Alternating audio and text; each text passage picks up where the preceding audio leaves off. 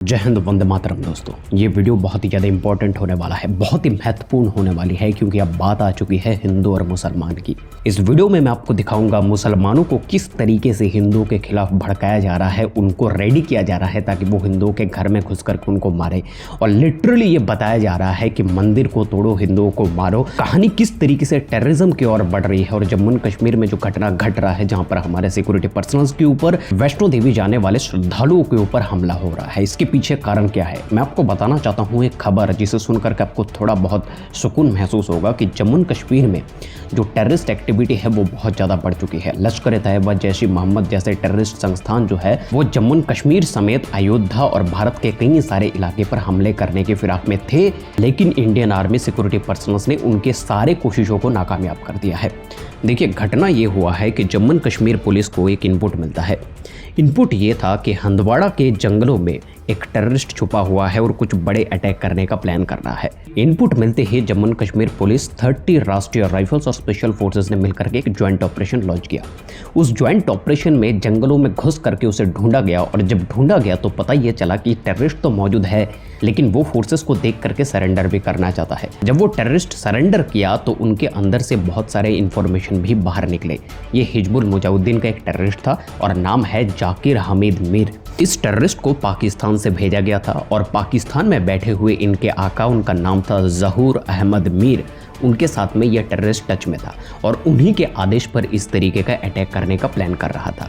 अब प्लान क्या था? प्लान ये था कि सॉफ्ट टारगेट को हिट करो। Soft target in the sense जो निर्दोष लोग हैं, जो बिना हथियार के आए हुए हैं, यानी कि सिविलियन को हिट करो, बच्चों को हिट करो, औरतों को हिट करो, जिनके पास में हथियार नहीं है उनको हिट करो। और इनके पास से कई सारे हथियार भी बरामद किए गए। उनमें से चाइनीज पिस्टल भी था, ग्रेनेड भी थी और 2 पिस्टल मैगजीन भी मौजूद था।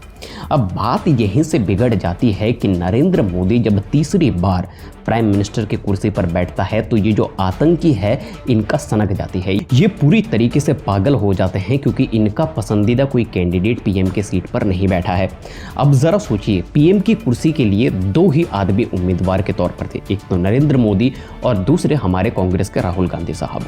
अब नरेंद्र मोदी जब पीएम बनते हैं तो आतंकवादियों को ये चीज पसंद नहीं आती है। वो किनको पीएम के रूप में चाहते हैं ये बताने की जरूरत या फिर आवश्यकता मुझे लगता है नहीं है। अब शपथ ग्रहण समारोह के दिन जो घटना हुआ जम्मू कश्मीर में, जहां पर हमारे श्रद्धालुओं के बस के ऊपर अटैक किया गया और वहां पर 9 से 11 लोगों की मौत हो चुकी थी और 43 लोग वहां पर घायल हो गए, अभी भी हॉस्पिटलाइज्ड हैं। ये इतनी बड़ी हादसा को अंजाम दे दिया गया। लेकिन भारतवर्ष में इंटरनल जितने भी मुसलमान हैं उनको भड़काने का काम चल रहा है, और किस तरीके से चल रहा है, किस लेवल पर चल रहा है, ये मैं आपको दिखाना चाहता हूँ। आईएसएस के समर्थित एक पत्रिका है जिसका नाम है वॉइस ऑफ खुरासान। इस पत्रिका में खुलेआम क्या लिखा गया वो मैं आपको बताना चाहता हूँ कि हिंदुओं का कत्लेआम करो, चाकुओं से उनका पेट काटो और मंदिरों को जलाओ। इनफैक्ट भारत के प्राइम मिनिस्टर पीएम मोदी के खिलाफ भी बात करते हुए इस मैगजीन ने यह लिखा कि हे बहुदेववादी भारतीय राजा महमूद गजनवी का फिर से सामना करने के लिए तैयार हो जाओ। और ये महमूद गजनवी वो थे जो भारत आए थे और भारत के मंदिरों को तोड़ा करते थे, लूटपाट करते थे।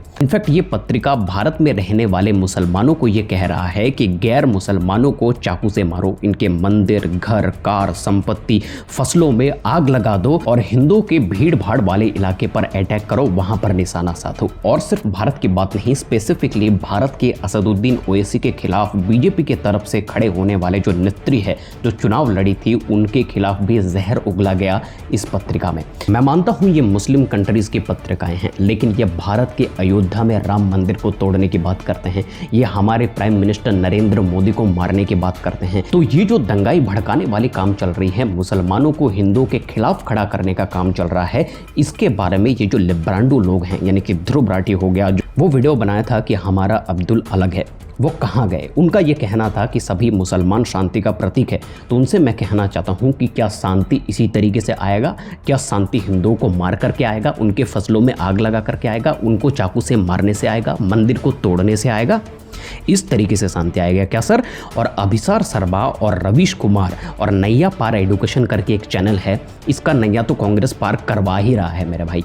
ये जो लिब्रांडो लोग हैं, इनको सिर्फ दिखता है कि मुसलमानों के खिलाफ जहर उगला। जब हम बात करते हैं हिंदू धर्म के बारे में, जब हम बात करते हैं हिंदू धर्म के मंदिर के बारे में, तब इनको लगता है कि हम हिंदू और मुसलमान कर रहे हैं। लेकिन जब मुसलमानों को यह आह्वान किया जाता है कि हिंदुओं को घर में घुस करके मारो, मंदिरों को तोड़ो, तब इनको हिंदू और मुसलमान नहीं दिखता है। तब इनको धर्म की राजनीति या फिर धर्म के द्वारा जो फैलाए गए आतंक है वो नहीं दिखता है। जो आतंकवाद मुसलमानों के द्वारा फैलाए जा रहे हैं वो नहीं दिखता है। यहाँ पर मैं सभी मुसलमानों की बात नहीं कर रहा। भारतवर्ष में ऐसे मुसलमान भी है जो इस देश के लिए मरने और मारने दोनों के लिए तैयार है। वो ना जाति देखेगा ना धर्म देखेगा, देश के खिलाफ बात करने वालों को मारेगा। मैं आपको कहना चाहता हूँ, जम्मू कश्मीर लाइट इन्फेंट्री में आज भी 50% सोल्जर्स मुसलमान हैं। सिपाही औरंगजेब जिनको किडनैप करके उनका वीडियो पूरे सोशल मीडिया पर फैलाया गया, वो भी मुसलमान था, लेकिन वो इस देश के लिए शहीद हुआ। मरते दम तक अपने मुंह से इंडियन आर्मी को लेकर के एक भी शब्द नहीं निकला, एक भी इंफॉर्मेशन पास नहीं किया। लेकिन मेरा कंसर्न उन मुसलमानों को लेकर के नहीं है। मेरा कंसर्न उन मुसलमानों को लेकर के है जो मदरसा छाप है, जिनके अंदर कोई बुद्धि नहीं है, जिनके ब्रेन बहुत जल्दी वॉश कर दिया जाता है। जरा सोचिए, इस तरीके के भड़काऊ भाषण और इस तरीके के पत्रिकाओं को पढ़ करके अगर 0.01% मुसलमान भी भड़क जाते हैं, और अगर जिहाद का गाजर दिखा करके इन्हीं 0.01% मुसलमानों के हाथ में हथियार उठा दिया जाता है, क्योंकि एक भड़का हुआ नौजवान के हाथ में हथियार देने वालों की कमी नहीं है। इधर चाइना है तो उधर पाकिस्तान है, कहीं ना कहीं से तो हथियार मिल ही जाएंगे। अब अगर उनके हाथ में हथियार आना शुरू हो जाए और वो इसी देश के भीतर जो है आतंक मचाना शुरू करे, तो फिर ये दूसरी तरफ मुसलमान नक्सलिज्म की ओर बढ़ता हुआ नजर आ रहा है। तो भारत देश के भीतर ही एक जातिवाद राइट हो जाएगा, ये कहानी कौन बताएगा? और अगर इस तरीके की चीजें होती है तो फोर्सेस क्या कर लेगी, क्योंकि मारने वाला भी इसी देश का है और मरने वाला भी इसी देश का है। सिर्फ जातियों का फर्क है, धर्म का फर्क है। और मुसलमानों को भड़काने का काम सिर्फ बाहर के देश नहीं, अंदर के कुछ पार्टीज भी करती हैं, जिनके द्वारा लोगों को ये समझाया जाता है कि भारतवर्ष में मुसलमान पीड़ित हैं, मुसलमानों के साथ में अन्याय हो रहा है। उनको भड़का करके अपने वोट बैंक की राजनीति करते करते कब वो इस देश के मुसलमानों को इसी देश के खिलाफ खड़ा कर देंगे, उनको खुद पता नहीं चलेगा और मुसलमानों को भी पता नहीं चलेगा। आप क्या सोचते हो इसके बारे में? इस तरीके के भड़काऊ भाषण, मुसलमानों को हिंदुओं के खिलाफ भड़काना, और साथ में इस तरीके का जो पत्रिकाएं हैं, इस तरीके के जो पार्टीज हैं भारतवर्ष में, पॉलिटिकल पार्टीज, वो किस तरीके से क्या कर रहे हैं? आप क्या सोचते हो इसके बारे में? आप कमेंट बॉक्स में जरूर लिखो। इसी तरीके के डिफेंस रिलेटेड और नेशनल सिक्योरिटी रिलेटेड वीडियोस आगे देखने के लिए चैनल को सब्सक्राइब करके नोटिफिकेशन को प्रेस कर लीजिए। मिलता है आपसे अगले वीडियो में, तब तक के लिए जय हिंद, वंदे मातरम।